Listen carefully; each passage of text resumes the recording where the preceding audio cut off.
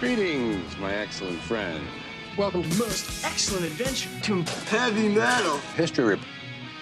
All right, ladies and gentlemen, so my guest for this episode is guitar player of the band Ingested, Sean Hynes. Sean, welcome to the podcast, man. How you doing? Good. I guess a little backstory for people listening. I actually met you almost 10 years ago, if I'm not mistaken. I just found a photo of it. I did a little small Euro run with Carnifex, and we played some shows with you guys in the UK, and it's one of those things where you're on tour. Sometimes you keep in touch with people, sometimes you don't. I only knew you guys for a couple days, but it was still cool to meet you all. And now here we are 10 years later, and I have you on the podcast. Yeah, man. Was that the Carnifex Veil of My Suffocate tour? Yes, it was. Yeah. Yeah, it was a good one. I had the poster sitting up on my door, and yeah, it's almost 10 years. We did it at the end of May through June. So yeah, sounds about crazy. Right, man. Yeah. So here's where I want to start, man. Like I mentioned before we kind of started recording here, last year you guys celebrated your 10th anniversary for your first record. I kind of want to start back in that era of time. How did you guys meet? How did the band form? And then kind of leading up to the writing timeline of that record. Well, me and the other guitar player, Sam, we actually grew up around the same area for a few years. I think we met each other when he was like 13 and I was probably 15, 16, something like that. Mm-hmm. We started skateboarding together and then found out he played guitar.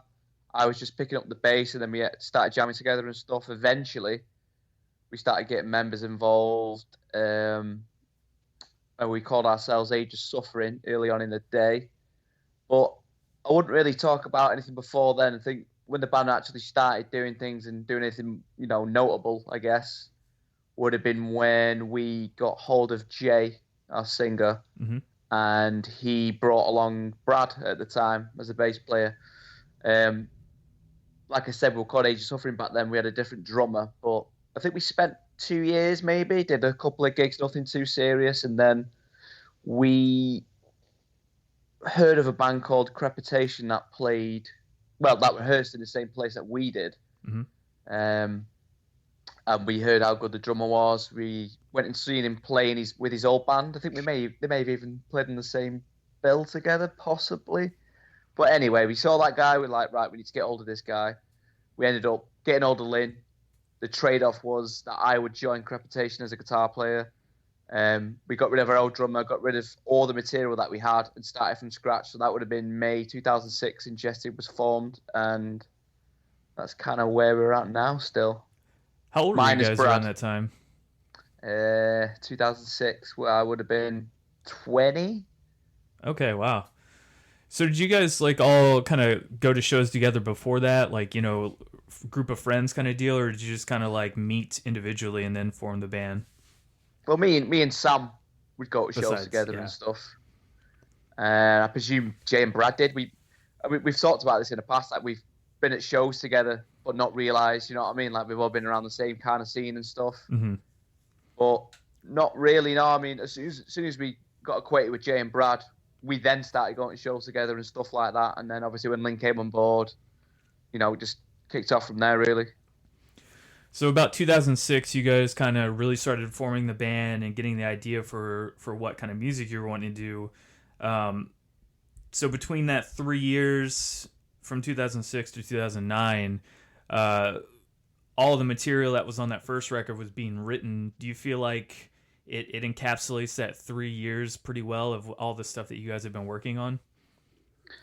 I guess so. I mean, we did a year later after we formed. We were on a split CD. Yeah, and it had 3 of those. Wait a minute, what did we record? 2 of those tracks on that EP ended up on the Surpassing album. Mm-hmm. So we definitely spent that first 3 years, writing those tunes and getting it, to the sound that we wanted to hear at the time. And another thing as well, the reason why we scrapped the material with our previous drummer is you always kind of write to your drummer's abilities and how fast you can play. I mean, the stuff we wanted to play, we couldn't really achieve it with the old drum. But as soon as Lynn came in, he had the speed and stuff. Yeah. And then we could just go nuts with it then. I mean, there was like Anal Evisceration is the last track on Surpassing. We kind of had it was kind of a song when we were in Age of Suffering. We never really played it live, but we were starting to jam it. But as soon as Lynn joined the band, I remember rewriting it a bit, and then that became, another song that we ended up doing and stuff like that. So how was your guys' writing process during this time? Like, would you all get together? Because I know it's like a lot different nowadays with technology. Yeah. But would you guys kind of get together in the same room and jam ideas out? I know you mentioned there was a practice space involved with one of the other bands. So how did you guys kind of get together writing everything? Yeah, we would. The way it kind of started for us was obviously Lynn was in another band and I was in that other band as well. We'd end up splitting the rate at the room because everyone had to kind of travel in. Yeah. So we do do 3 hours Crepitation, 3 hours Ingested. But definitely back then when we were getting the material together, there was definitely more of a jam element going on. We would. I mean, I'd take ideas away. Me and Sam would write riffs and stuff, and maybe kind of form something. Yeah. And then we'd hash it out at the practice space and kind of like get it to where we kind of want it to be. So yeah. So how did you guys keep track of everything back then? Like, were you writing everything by hand? Was it all memory, or were you using I think Guitar Pro was still around back then, or were you just kind of like demo recording stuff? I've only just downloaded Guitar Pro, and I'm 33 years old. No, I'm so old school, man. Even now, everything's in my head. I don't have a laptop. I have nothing. I literally have nothing. I've got like an amp sim on my phone called Jam Up Pro, and I kind of have ideas in there, but for the most part, it's in my head. But back then, I'm trying to think what we used to do. I think we may have had a Tascam. Oh, nice. I think we recorded riff ideas into a Tascam. Because I don't remember us sitting at a computer and doing stuff because, it was before we really had gear. Yeah. But yeah, I just think either a combination of memory and possibly the Tascam recorder. I think that's kind of what we did. And Jay obviously wrote all the lyrics down on paper and stuff. So, yeah, I guess it's kind of like that. Yeah, it's pretty impressive, man, I have to say. Just remembering all that stuff, I mean, but even then, I guess you guys have been working on it for 3 years, so it's got to be just, ingrained in there at that point. Yeah. So what is it to you personally about the kind of genre of brutal death metal that attracted all you guys to want to write that genre, if you will, for lack of a better word? I think it's the cliche thing where you start with something, you end up getting heavier and heavier and heavier, and it's kind of like a story for everyone, really, though, isn't it? Yeah. I mean, I'm just trying to think the transition. I don't know. I remember someone showing me Dying Fetus track when I was 14, maybe something like that. But I remember slightly before we the death metal element came into my my interests. I was quite into UK hardcore at the time, and it was really, really kind of they used to call it metallic hardcore when I was younger. I never really understood the differences, but I guess it's because all the hardcore I liked had a kind of Slayer rip-off riffs as well. So bands like Stamping Ground, there's a London band called Canaan, just kind of stuff I even like Knuckle Dust. They even still had some sort of Slayer stuff. But I remember picking up a Relapse Contaminated 3.0 maybe. Okay. It had a green cover. It had a green cover on it anyway, and it had 2 discs of Relapse bands, and it had Suffocation, Skinless, Nile, just shit like that. And I remember getting that just on a whim because back then that's what I did. You'd go into you got a record store and just half the time you pick something because of the logo because you thought that might be cool, or alternatively you'd have an album, you look through the thanks list and look at all the bands and then start trying to find those bands. Yeah. And getting into it that way. I mean, that's how I used to do it. And even back then, you could take a CD. Well, it was H&V. You could take a CD up to H&V counter, listen to the CD first. If you wanted to buy it, they'd let you try it out, and then that's kind of how I got the style and stuff. But obviously, once I started picking up the guitar, and I don't know, I just started wanting to write heavy tunes and stuff, man. And then I discovered Devourment, and then you got the Dying Fetus vibe, Devourment vibe, and I had all the hard riffs from the hardcore days. So my early riff style, what I listening to was just a hard riff, man, just a heavy riff. Yeah, me and you are in that same era where like I definitely remember the age of getting compilation CDs and the same thing you mentioned, like going to stores and seeing like, oh man, that logo looks fucking crazy. Like, let me see what this sounds Yeah, like. And sometimes you're pleasantly surprised. Other times you're like, I don't know if I'm ready for this yet. Like, it's just not, my body's not yeah, ready for it. And then eventually, when you get to that harder stuff, you're like, man, why didn't I listen to this 5 years ago? But I mean, exactly. it always comes around, I guess. It's a lost art because nowadays, you can just get on YouTube and look up a band, and then Man, 10 you other get bands are going to this be on the side that are similar, genre, I guess. kids these days don't know how spoilt they are, man. I mean, you had to literally work to find these bands, man. You could just put anything in. There's playlists, there's Yep. you know recommended videos. Like it's just crazy. Yeah, I always think about those kind of forgotten bands that I was into for a long time growing up, and then they're just like they're not around anymore, but they had some super super solid records, and you're like, man, why didn't this band make it? Why did this one make it Yeah. instead? And it's I don't know, man. The genre is weird. It's very picky and choosy with like the stuff that gets overlooked versus the stuff that makes it to the top, I guess. So when did you start playing guitar? You said 20, or was it earlier than that? Uh, I started trying to play bass when I was like, Oh, bass, that's right. I started playing bass probably just as I turned 16. I was still in high school, and then I got a guitar for my like, I guess you'd call it if you're listening like a graduation thing. Mm-hmm. I was like, okay, if you do well in your GCSEs, you can get a guitar. So I got a Jackson. I think it was a DK2S. Had a sustain amp pickup in it, and I got like a little practice amp. And then, so yeah, mid 2003, I started trying to play guitar. So did you do like all self-taught stuff, or did you kind of take a little bit of lessons? How I did you kind of took learn? no lessons, man. I Yeah. mean, I picked up some things off Sam because Sam was getting lessons maybe for a year and a half, 2 years before me. Mm-hmm. So he started showing me some stuff. My brother had been playing guitar since he was 8. He's 18 months older than me, but he doesn't play metal, so he kind of like showed me just some things. So I'd just jam out on his guitar. So, I mean, I remember being pretty awful at guitar for a long, long time. To be fair, I know that feeling, man. I mean, I don't think I'm particularly any good now, but I mean, I generally not remember not being able to play anything for a long time. Yeah. It's weird how one day it just kind of clicks. Like you're like, oh wait, I can do this now. Like, yeah, I don't know. I stopped playing for like probably like 7 or 8 years and picked it back up like 2 years ago, and I somehow had gotten better than when I stopped playing, and like I could do all kinds of things that I wasn't able to do before, and I'm like, where did this come from? It's fucking weird. Who knows, man? I remember first discovering like accidentally doing a pinch harmonic, and then like that's just like blew my mind. I was like, wow, I figured something out, man. Do you know what I mean? So, kind of going back to those early days, even though it's only 10 years ago, it's not that terribly long ago. What are some things that you 14 years now for us. Yeah, right. What do you kind of remember about those kind of days leading up to where you guys were getting prepared to record and, everything leading up to this first record?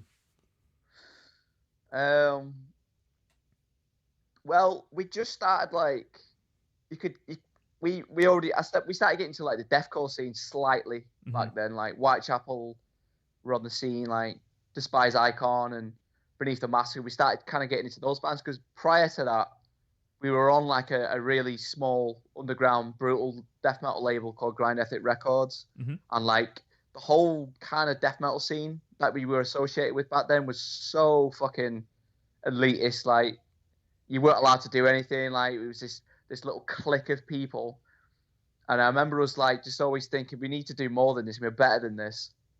And so like I remember like I don't know what show it was, but Jamie Graham, who is still weirdly enough our label manager now at Unit Leader Records.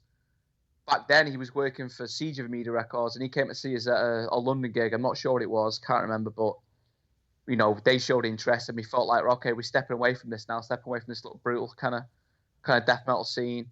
And I remember preparing for the album. We had a date set. I think it was October 2008. We went into the studio, and like prior to that, the gigs weren't that big stuff. So I remember the start of '08, Despise Icon rolled through with Beneath the Massacre, Misery Index, and Annotations and Autopsy.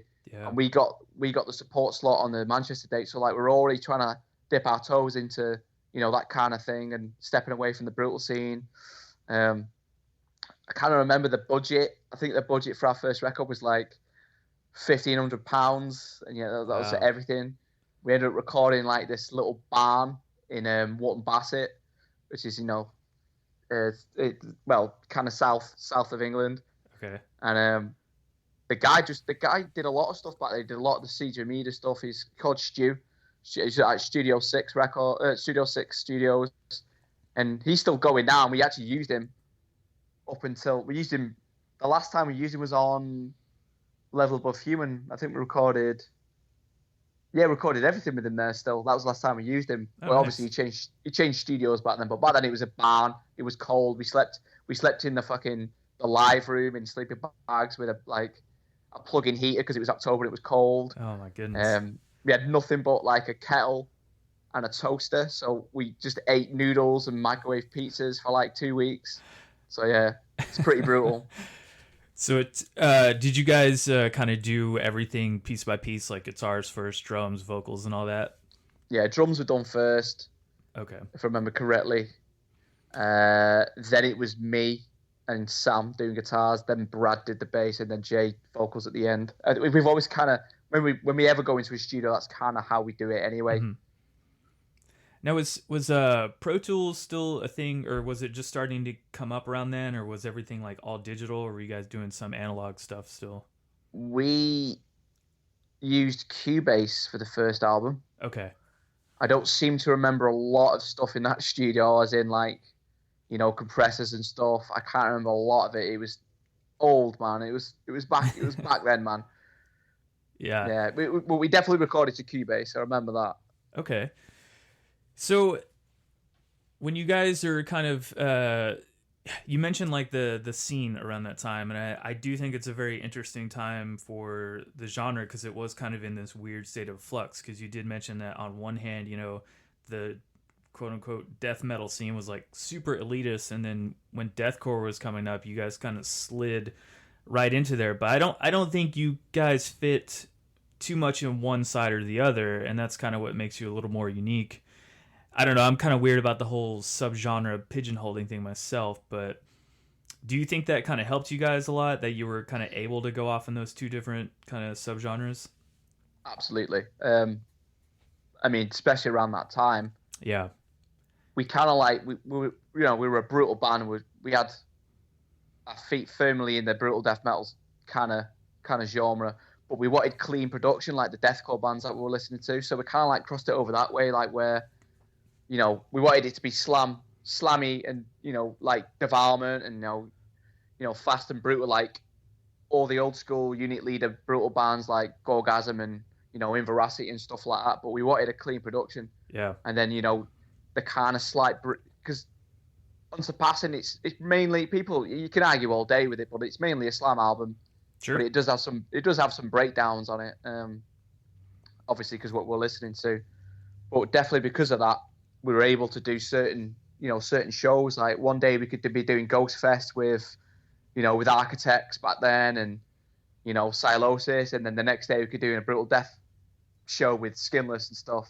And I think that pissed off a lot of the elitist death metal side of things. I don't think it's like we weren't welcome to come back. Do you know what I mean? But we always kept people guessing. Like, are they a death metal band, or a deathcore band? Blah blah blah. So you just kind of.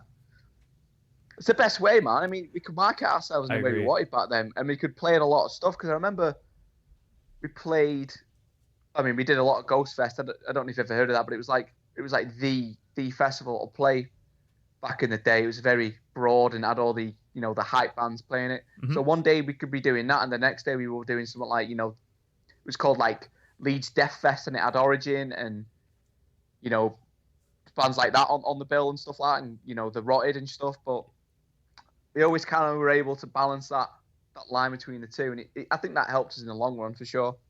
Yeah, I agree. Yeah, like because you guys wouldn't be here 10 years later if that wasn't the case, and I think luckily some of that elitism didn't carry over. Because I think if it did, who knows if you guys would have been around for 10 years already, Yeah. 15, I mean, even, more than that. But it's good that it didn't carry over. I look back now and it's like the bands that kind of ostracized us back in the day for like trying to do something bigger than what they were, they don't even exist anymore. They're all gone. Damn. And like you're bumping into someone from the scene from years ago, and he's got a bank job now. He's got a suit on and no hair. He's cut all his hair off and stuff. And back then they were like, you sell out. You're not welcome in, or this kind of thing. I'm like, well, for the continue doing what you'd have done, you guys never went on tour. We ended up being able to go on tour with all our favorite bands and stuff. You know what I mean? And I remember Lynn ended up joining Annotations and Autopsy for a few years. Yeah. And like one of my last tours with Annotations was on tour with Cannibal Corpse and Dying Fetus, and it's like that's huge. There's nothing you can say to me now. Do you know what I mean? Like, because that was 2009, and we were still Ingested was still doing those smaller shows with the brutal bands. It's like they'd come up to you and go, "Oh, what you lot doing?" It's like, "Oh, I'm supporting Cannibal Corpse in a week," and it's like there's nothing you can say to me. You can call me sellout all you want, but I want to be on these stages. I want to tour with these bands. If you want to play this little bar for the next 10 years, playing, blast beats for 4 minutes, and you go and do that, that's up to you. Yeah, and I think that's a really important mindset to have because, at the end of the day, it is about the music and your passion to play it, not, worrying about who you're trying to appease in the scene or what bands are, coming up or not coming up. It's what you're doing, not what everybody else is doing. Of course. So, yeah, it's kind of actually here's I guess an anecdote. Because like when I was kind of touring, working for Carnifex, I still was like kind of learning how a lot of the scene worked. I'd only been touring with them for like a year or two at that point. And when I met you guys, it was like your first year after Surpassing had come out, and for me, hearing you guys over in the States, I was like, oh man, these guys must be like huge because they got over into the States. Like I found their music over here. And it's like, oh, you're just kind of playing, like the same little off shows that we are. And it's like, you're still growing. Like you're still kind of getting to that point. And I was like, oh man, like these guys are kind of, I guess for lack of a better word, and I don't mean like a insult by this, but like you're still like, I guess like a local band, so to speak. I know that sounds awful. And that's no, you're right. I mean, I'm not trying to insult you with that. We'd only been to Europe once, which was a few months prior to that. We were on the Bone Crusher tour with Black Dahlia. We were definitely still establishing ourselves. I mean, that's what I meant to say. Establishing. I'm sorry, I didn't mean to insult you. No, not at all. I mean, and even that tour that we met you on, we played those shows for free. We played it for no money, man. Yeah. Holy shit, dude! Because those are some. I know we played like a little, man. What was it? Like a fest or something together. It's like, I have a fucking poster from it, but I can't remember the name. Like Summer Blast, I think it was. We only did the UK shows, if you remember. So I think we joined on in I think it might have been fucking Plymouth or something stupid, and ended in Birmingham maybe. So we maybe did 5 shows on that tour, and then. All right, so I'm looking at my poster right now, and I think you're right. I'm looking at the wrong date. Summer Blast was like the last day. I don't know why I'm thinking you guys were there. It's hard to remember. See, this is why I'm like, hey, remember something from 10 years ago, and I can't even remember the fucking date. Yeah. Yeah, so Plymouth, London, Manchester, Birmingham. All right, fair enough. Those are some fun shows, though. I do remember a couple of them, and I remember just like...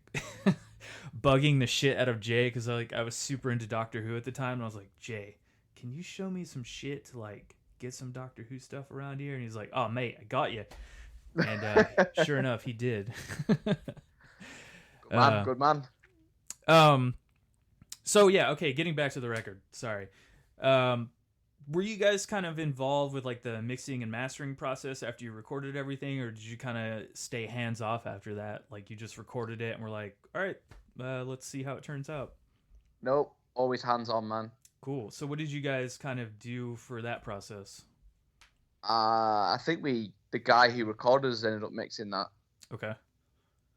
I can't remember if it got mastered by someone else. Maybe it did. I'd have to look at the credits of the album, but no, I mean, I remember back then we just went back and forth with Stu, the engineer, mm-hmm. And it ended up sounding like a machine gun. So what are you guys kind of listening for when you're trying to tweak things? Because I know every band's a little different with what they kind of want in the mix and, you know, how things sound. Because I know you guys eventually, or I don't know if you did, but it got remastered last year. So what were you looking for then versus what you kind of went back and remastered? Well, as far as I can remember, we got it to a good mix, and I think Lynn got a mix through and said the kicks weren't loud enough, which is why on the original recording, the kicks are just fucking deafening because he thought they weren't loud enough. And obviously back then, we didn't really know what we're doing. Like, we don't know what to listen through, how many things to listen through, you know, what speakers should I listen through. Like, nowadays, you've got to listen through so many things, kind of get an overall idea of where things are sitting and just look for where you want it to be. And back then, it was like, just give us a load of fucking drums, apparently, because that's ended up what happening.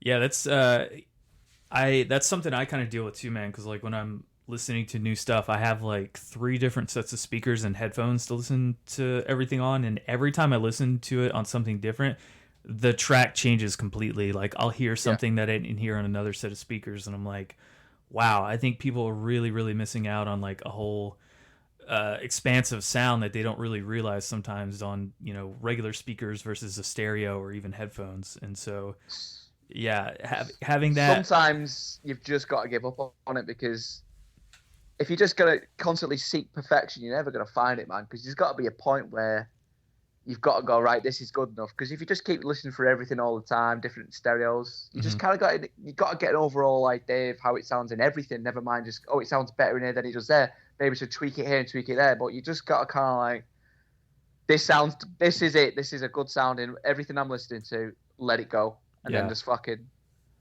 Yeah, because you could overwork it to death. And then, you know, you're losing something in that process as well when you overwork it. Yeah, of course. I mean, I can listen back to our records and hear something I don't like. Yeah. But like I said, you've got to let it go at some point. It's the curse of the artist, man. Yeah, always going to be something wrong with everything you do. People don't accommodate for, like, time schedules and stuff. You know what I mean? You've got... Say if you've got a deadline to do it, you have to just get it done. You can sit for months and then get it as close to perfection as you want. But in the real world, with a band our size and a budget that we have, this is it. We have to get this done for this time. Put everything in you can, and then just let it go. Yeah, and I feel like, you know, for having the 3 years that you guys like had everything ready to go, and you know it was time to record. It's not like it wasn't possible to, you know, eventually, and I mean, you guys did do another record, but like you could always do something else after that. And I think that's like the good point of like not overworking yourself on a project. Yeah. So I this is kind of a lame question, and I know it's hard to kind of, you know, dissect your own art, but you know, for a record that's lasted 10 years, how do you think it holds up?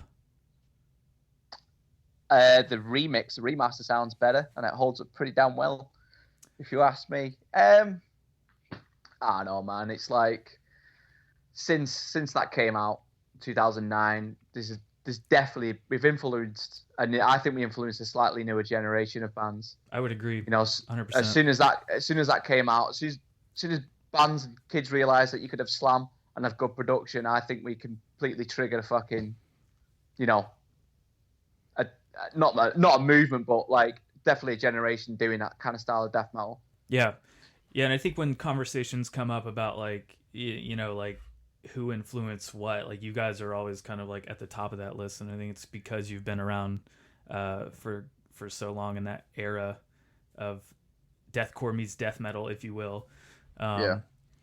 What's something that you've kind of learned over the years, you know, starting from that writing and recording and production to where you guys are now and what you're working on now?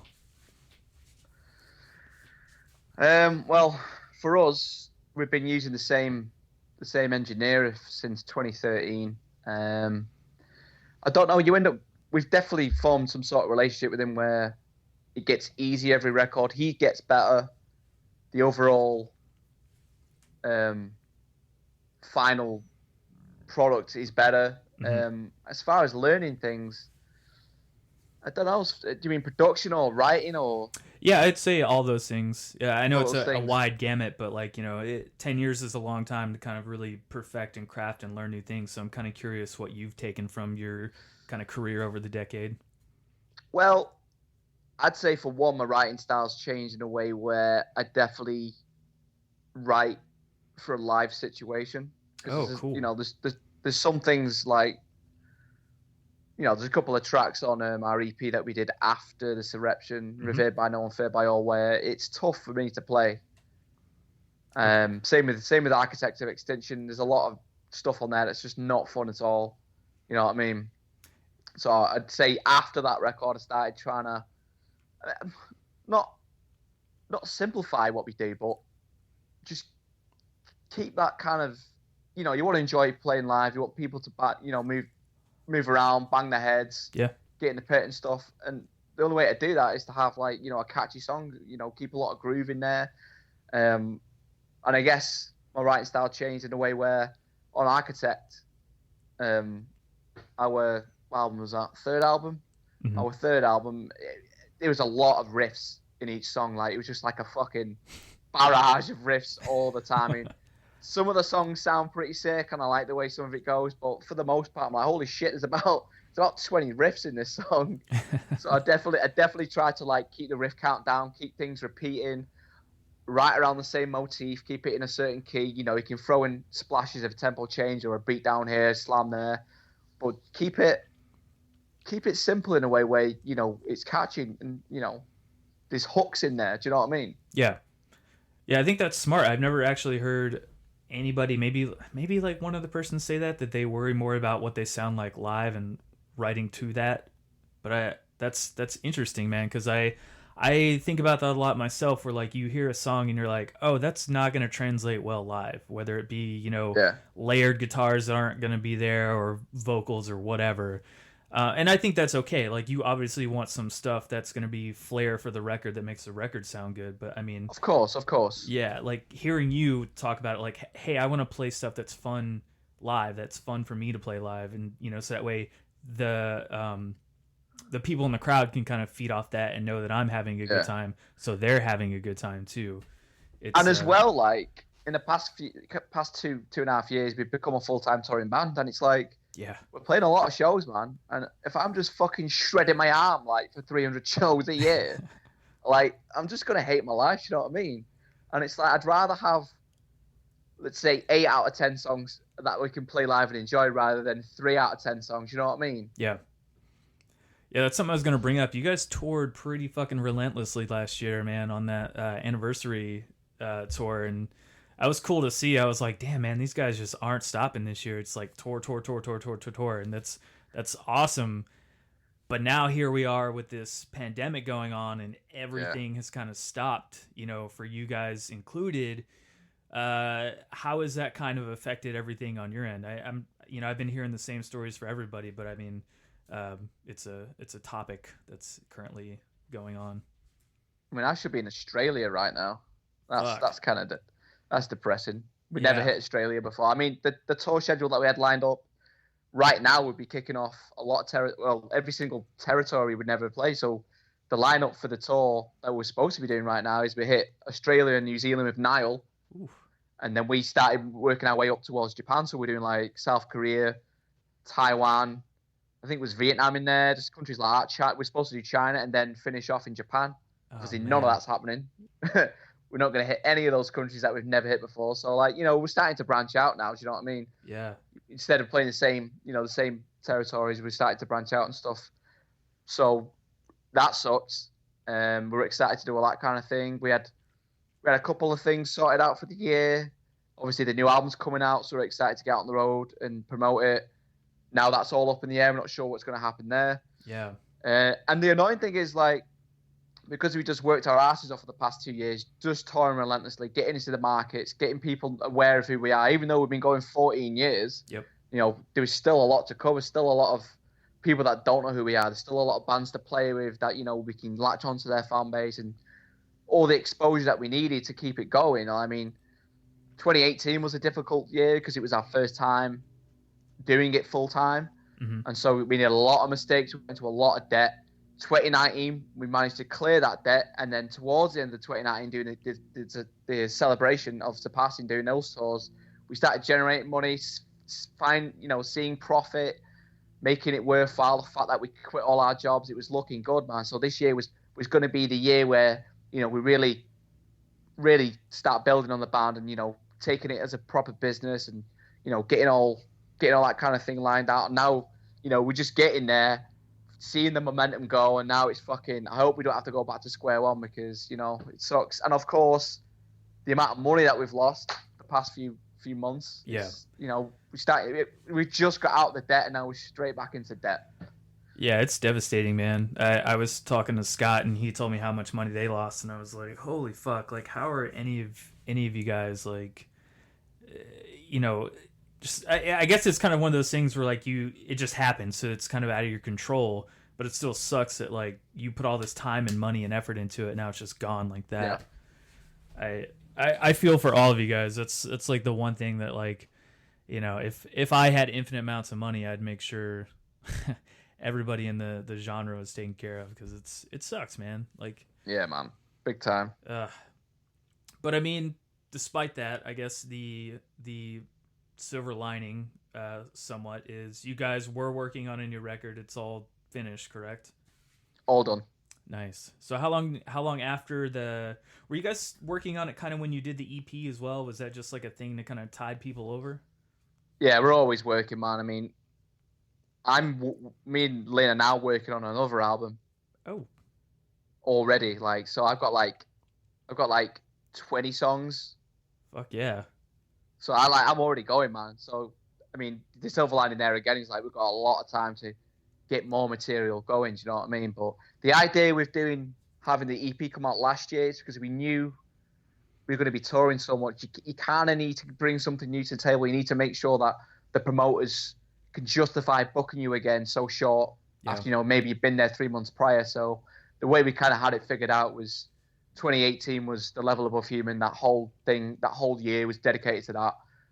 And then we hit a lot of places, couldn't really play the same places again on the same kind of like cycle, if you will. So I'd already had those songs written anyway, and so we thought, oh fuck it, let's just do an EP, give us something else a little bit planned, to keep the touring cycle going for this, and then we already knew halfway through that year, 2019, that would be taking, the Surpassing material out. So we just needed that first 6 months to justify us coming back to the same territory, to give the fans a new product, something we have. And then halfway through that year, we'd switch that out because there's only so much you can do on an EP. Yeah. There's only so many singles you're going to release. I mean, we only did one single on that, and then we already knew that Surpassing would take over the back end of that year and the start of 2020. And then once you've finished all that off, and Surpassing's done and the EP's kind of in the back of people's minds already, then the full length needs to come out, and so the rest of 2020 would have been us promoting the album. Yeah, I think that's a smart thing that I'm noticing more and more bands taking advantage of, is doing an EP in between albums, just to kind of keep it in people's minds that like, hey, we're still here, but also, hey, here's some new music, even if it's just 2 or 3 songs. I think Aborted has absolutely perfected that. That's what they do every couple years. I'm noticing Acacia Strain's been doing that a lot this past couple years, which is pretty interesting, seeing them drop all these EPs every month. That's a new one. So, smart move, man. And the market's changed, man. The market has definitely changed because, like we were talking about before, where people are kind of spoiled for music instead of looking through the back of a CD. Like, people get bored of it. They get bored so quickly because it's so accessible. It's right there. That for bands nowadays to stay top of the stats in Spotify and keep it being shared around, you've got to bring something out pretty quickly these days. I mean, I wouldn't be surprised if we don't end up releasing another album late next year, just because of the fact that we've had so much time to do it now. Mm-hmm. We don't know how this big break's going to affect the way that our new album's going to be. It might end up affecting the performance of it drastically because we can't tour it. Yeah. So. Yeah, I hope that people kind of listening, or even people that know you guys, take that into account, that like it's a piece of art that you worked on for months to years at a time, and now it could just be thrown away because of you know, a virus. Like, not thrown away, but like, you know, people are going to hear it and then just be like, oh, what happened to that? Where did that go? Because it's just going to come and go, and you guys can't like be out there touring on it, playing shows. And it's, I hope people won't do that, but it's hard. It's in a weird place right now. Because I mean, even the stuff that's been coming out, you know, like you know, the new Black Dahlia Murder came out. They were supposed to tour on it. Yeah. It feels like it just came and went. You know, no offense to them. It's just like, okay, yeah, that record's out. That's a little bit. Yeah, and it's unfortunate. Yeah, it sucks, man. So, speaking of the new stuff, let's see. What do I want to kind of cover that doesn't? I guess it'll still kind of mirror like working on, you know, the first record, but like when you guys were writing this record, you know, you were touring a lot. So how did that kind of impact the writing of this record? Like I said before, I seem to constantly write, and obviously I've got another 20 odd tracks to go for new material. Like, I'm always a step ahead, so I never feel like we're stuck. You know, there's not a time where some bands will, you know, go into a studio for 2 months and write and record in the studio, whereas like, that's crazy. Well, there's no budget for that with the band like us. Yeah. So, you know, your product has to be ready to go within the constraints and get it done. So there's never been any downtime where we've had to, we need to write an album right now and get it done. It's like we're already in the process of doing it, so we're constantly a step ahead. Do you know what I mean? Yeah. So what do you think keeps you motivated and kind of inspired to keep writing? I can't really put a finger on it, man. I mean, right now I'm not writing anything. Like, I've just hit a complete wall. Mm-hmm. There'd be times where I just hit a wall, and then sometimes you get inspiration from somewhere. I mean, the inspiration that I got, weirdly enough, was getting a different guitar. You know, we've been playing 6-string since our entire career, and I ended up getting an 8-string the end of 2018. Okay. And that just unleashed a whole new like flurry of fucking riffs everywhere. So I ended up writing a lot of stuff on that and going back and forth between a 6 and 8-string. So it's just opened me up creatively, in a way, I guess. Yeah, that's another thing that's always not surprised me, but like I've talked to other people about, you know, when I tell them about you, I'm like, yeah, you know, this sounds really heavy, but guess what? They're only on 6-string guitars, and they're like, what? Really? I'm like, yeah, man. Like, you not that it's a gimmick, but like it's really cool that you kind of like have not had to go to 7 or 8 strings for a long time. But I do think that there are some cool things that can be done with those guitars, and it's how have you kind of implemented them, or have you implemented them on the new stuff? Yeah, we got 3 tracks on the new record that are 8 strings. Nice. But I kind of wanted, I mean, not that I needed it. I just, because I've been playing 6-string, and more specifically 6-string in drop A since 2004. Mm-hmm. That's all I've ever done. And one day I just went, I just need something that's just going to fucking completely take me out of the box. You know what I mean? And I thought, I've never needed to do it, to go down to a 7-string. I've never needed to do it because I could just fulfill what I need to do on the 6. And I just felt like I needed something completely different. Whereas I felt like a 7-string is going to be slightly different. Do you know what I mean? I thought, fuck it, get an 8-string and see what happens. And I kept it conscious that what I did start writing on the 8 wouldn't sound like an 8-string. Do you know what I mean? Because you can fall into the trap of just doing them with sugar style shit. Because it is easy to do it. You do end up finding yourself doing that. But I wanted to keep it power chords and, death metal riffs on an 8, just kind of what we're doing on 6, but with an 8, I've got more options. It's a little deep. It's deep. It's only a couple of steps lower. We tune the drop the 8-string to drop F, so it's a couple of steps lower than what we are now. But it sounds like it's a shit ton lower. Do you know what I mean? Yeah. But yeah, I've messed around with one a couple of times, and they just sound super chunky, man. That's like the best part about it, I think. Yeah. So has that kind of turned you into like a gear guy a little more, like now that you've kind of got your hands on one of those, or is it just like a fun little thing to have around? I'm not really a gear guy specifically. I like stuff, Yeah. I seem to have a lot of guitars. I like owning guitars. Yeah. I've got a Kemper and stuff. I only got that last year and stuff. So I was pretty old school for most of it. It was 5150, a cabinet, Tube Screamer, and then that was me. Do you know what I mean? Yeah, keep it simple, man. Why not? That's it. It's the way I've always been. I mean, I had a wire on my fucking pedal board for years and never used it. Oh wow. So I guess a couple last things here. I like to keep it under an hour, so I don't want to keep you too long here. But you guys worked with my buddy Dom from Ion Dissonance and The Last Felony for this record. How'd you guys hook up with him? He was filling in for Ollie on bass for Cryptopsy when we toured with them a year ago now. Yeah, 2019 April. Yeah. We knew Dom anyway, like because Ingested are big fans of The Last Felony. We'd always bang on about Too Many Humans all the fucking time for years, and so we'd speak to Dom occasionally and just fucking message him and say, yeah, get the band back together, bring us more material. And so like when we met him on the Cryptopsy tour, it felt like we already knew the guy. Yeah, and he's such a nice dude, man. We hit it off straight away. We're buddies. And thinking about it, actually, that's not the first time we met him. He came out to one of our shows on the Level Up Human cycle when we stayed at his house and got shit-faced. And just like, I made him, right. He loaded up all the Last Felony stuff from Keybase and started showing me how many laser guitars there was. So that's the first time I met him. But so anyway, when we saw him on the Kids Hotsy tour, we hit it off straight away. It was all cool. I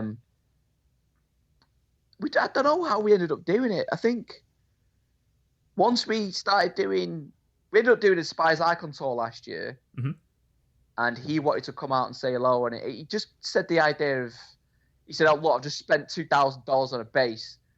Can I play bass on some of this tour?" I was like, "Fuck yeah, if you want, damn, go for it." He said, "Okay, sweet, send me the set list." So we learned the set list on his own without me sending him anything, and he ended up doing 2 shows, one in Montreal and one in Quebec, with no practice, just straight on stage, ripped a set with us. And then we got off stage and said, "Man, you spent so much money on a bass just for these 2 shows." I just went, "Why don't you fucking do bass on the album?" Because our bass player had quit anyway. I was like, "Why don't you just fucking do it?" He went, "Yeah, sure, whatever." And that was it. Damn. I just went, "Okay, sweet." And then sent him all the stuff over, sent him a few videos of me playing it. He tabbed it out himself to what he thought it was and shit, and like, just let him get on with it. And, as people have heard now, we've got the first single out. The bass sounds fucking huge. Yeah. And it sounds massive on all the way through the album, so it's been great. Yeah, he's like an unsung kind of player in the scene that I don't think a lot of people know about, which is unfortunate because he's a fucking monster at guitar and bass. And he's great, man. I know every time Carnifex would go through Canada, he would be the fill-in guitar player because Jordan and Corey couldn't get in. And yeah, same thing, man. He like fucking nailed those songs in a couple days, and we're like, what the fuck? Like, I think he was telling me the first time he filled in for Carnifex, he was the only guitar player. Yep. Yeah, because both the guitar players are not allowed in Canada.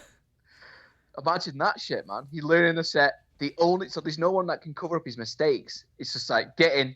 Yep. This is Dom on his own. No practice, no rehearsal, straight in, man. So you got to give the guy credit for that. I'll tell you the funnier thing, too. This shows kind of like the ambivalence of people is nobody knew that he wasn't the guitar player. There you go. Says it all, man. Yeah. Not that there's anything wrong with that. It's, he's definitely stepping up into a huge role, but I was like, people just thought that he was like in the band. And I mean, technically, like, that's a good thing though. That's a great compliment. Yeah. Yeah. Good dude, man. That's cool that he's on this record, and it's good to see him still like out there working on stuff. But I'm right there with you, man. I want some more Last Felony. That fucking, man, that record's way too good. I've heard unreleased material. Oh, motherfucker! Like, I mean, lucky. He never recorded it fully, but I've heard like his ideas spinning around. So maybe if I keep convincing him, you might hear it one day. Shit, man. Well, so I guess tentatively, is there a release date for the record? Is it still kind of up in the air with everything that's going on? There was a release date, and then we realized we need to push it back, and now we have a new release date, which should be getting announced next month. Okay, cool. And the single's up now. Everybody can hear it on YouTube and Spotify and everywhere else. As far as you, man, like, do you want people to follow you on social media? Obviously, the band, go follow them on social media. But whatever you want to plug, please go for it. We have indie merch store account. Search Ingested in indie merch for US, Canada.